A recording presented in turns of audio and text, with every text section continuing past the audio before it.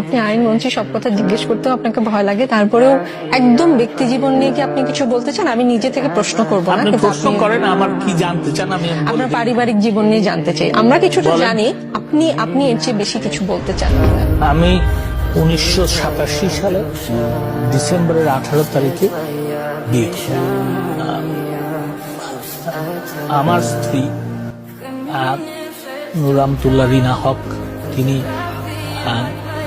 2রা জানুয়ারি 1991 সালে, 1 জানুয়ারিতে অ্যাক্সিডেন্ট হয়, কার অ্যাক্সিডেন্ট।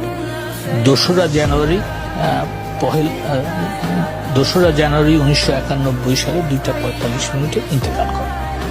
আর তারপরে আমি আর বিবাহ করি না, সেটা ঠিক।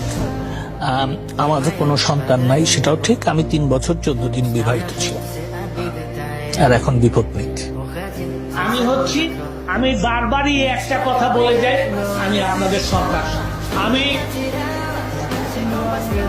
ভুল ত্রুটি করতে পারি, কিন্তু সন্তানকে আপনারা যেইভাবে মাফ করে দেন, আমাকেও সেইভাবে মাফ করে দিয়ে